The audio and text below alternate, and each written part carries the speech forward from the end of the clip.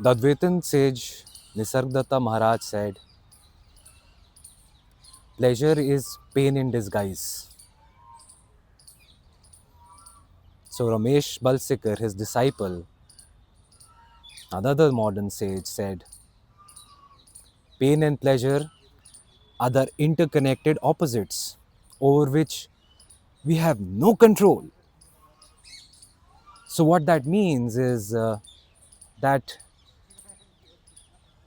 pain and pleasure are the very basis of life and living. This so called apparent world that we see and experience is based on that principle, pain and pleasure. So, as soon as you experience pleasure, immediately you have created pain for yourself, because that is the alternating cycle of pain and pleasure. When you're experiencing pleasure or happiness, let's say, you're not really thinking about pain, but there is fear there of this happiness not lasting, this pleasure not lasting long. So there is a demand to keep it going, more and more of this and less and less of the other. So when the alternating cycle, the wheel, so to speak, shifts and you're back into pain,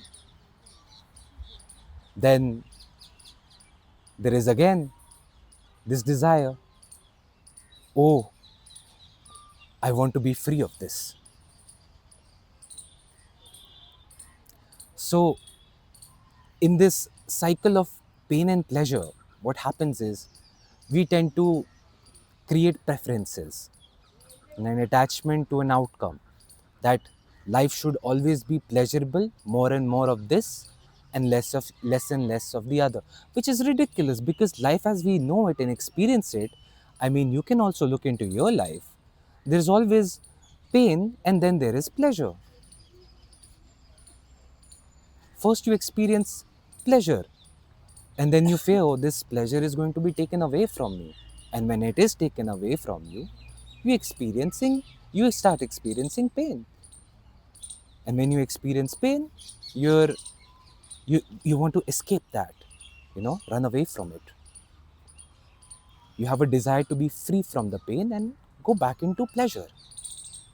So this pendulum, so to speak, that keeps swinging between pain and pleasure is extremely exhausting for this living organism, because it's not interested in any of your pleasure and any of your prolonged pain, which is suffering, which happens when you're demanding more and more pleasure and running away from more and more pain.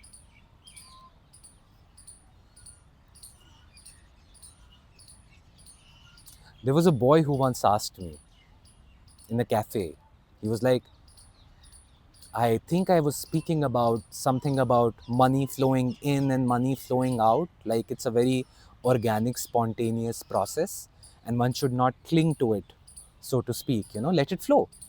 So, because, youngsters are they're very energetic and passionate about life, and they're discovering all of these new concepts that are, they're still in discovery mode, adventure mode, and it's very exciting to get swayed by their political beliefs or their ideas, beliefs, and concepts, and their pet point of views. So he asked me, what do you have to say about billionaires and people who are below the poverty level? How can you justify that? What would you say to a person like that? Somebody who's really struggling. Would spirituality help that person who's on an empty stomach? And my answer was, it would. Why wouldn't it? It's this assumption we have, that rich people don't suffer, only poor people suffer, or poor people don't enjoy life, only rich people enjoy life. It's not so black and white, and this is not me justifying any sort of, exploitation that happens through culture and society. It's just a neutral observation on the way life is functioning. It has no political or cultural element to it whatsoever. This is just pure observation. So even somebody who you consider poor, you know, or that person is out on the streets, he's begging, that person is really financially struggling, we really don't know how they live.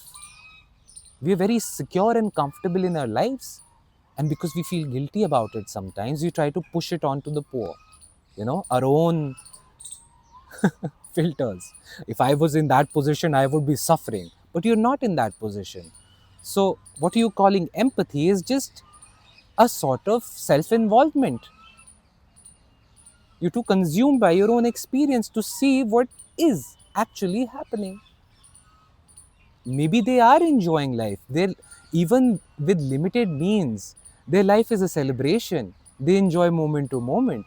Even though people like us who are more privileged, we tend to take take all these comforts and pleasures that we get completely for granted. We are not content in that. We want more and more of one thing, pleasure, and less of the other, which is why we suffer. This is psychological suffering. People under the poverty line or people who are struggling, they don't really struggle from psychological suffering. Their suffering is immediate. They're more in their experience, in their bodies. They're more aware. Poverty and suffering can do that for you.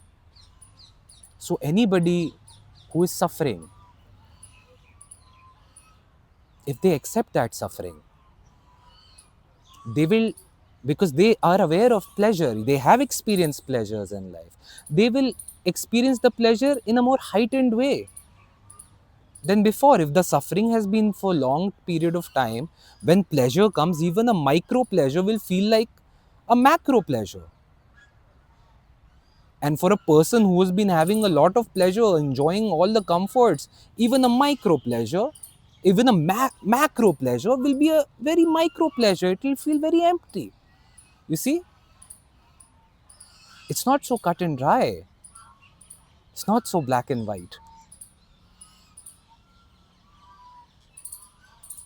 You cannot know pain without knowing pleasure. The fact that you have experienced pleasure is why you know what pain feels like.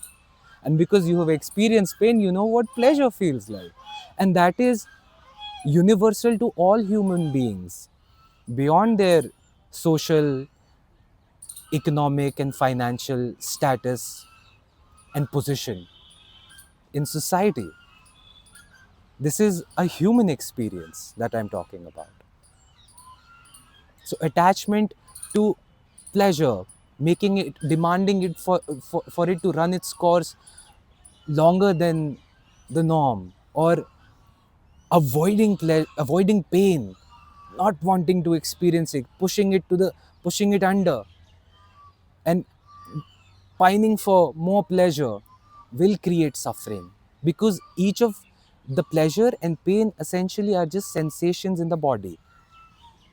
Like I said, somebody pricks you, you feel pain, and somebody pricks you again, you feel pleasure. But it is the ego that gets involved in this process, which says, oh no, this pleasure, more of this please. The mind, not the body. The body is interested interested in just feeling it, whatever sense perception. The body is a responsive mechanism. So all it's interested in is responding to stimuli of pain and pleasure. But the mind is interested in continuing itself as thinking about more pleasure, less pain. When we were small children, we used to go out and play whether we were sick or not. It was our parents who told us, stay in bed, you're sick. So we started associating, you know, not feeling with pain, with not being able to enjoy life or enjoying pleasure. Because if we were sick and we didn't have parents, we would go outside and play. We would still play even when the pain was happening. But as we grew up, as we became more knowledgeable, more experienced, we realized this is something that needs to be avoided. You know, this pain. And pleasure is something we need to get more of in order to feel fulfilled. But that, in most people's experience, that never happens. Ultimately, you have to sit with yourself and face the emptiness. When these pleasure and pain cycles completely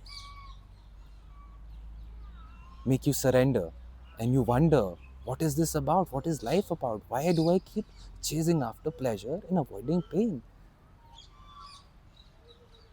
And once one sits with themselves quietly and attentively and notices these sensations coming, the body starts becoming more alive, receptive to both pain and pleasure, not demanding more or less of one versus the other. And when that happens, you experience this aliveness, this pure, spacious presence that you are, one with everything,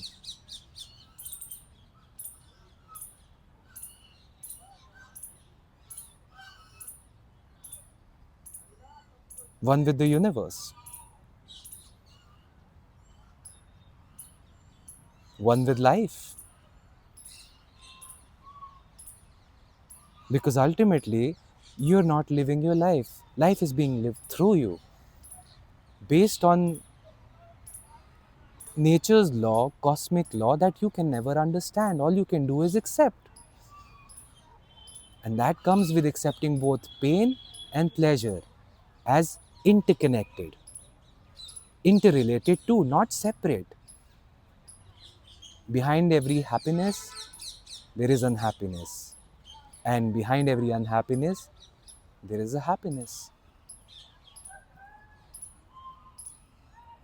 The one who is watchful, the pure, unaffected witness of phenomenality,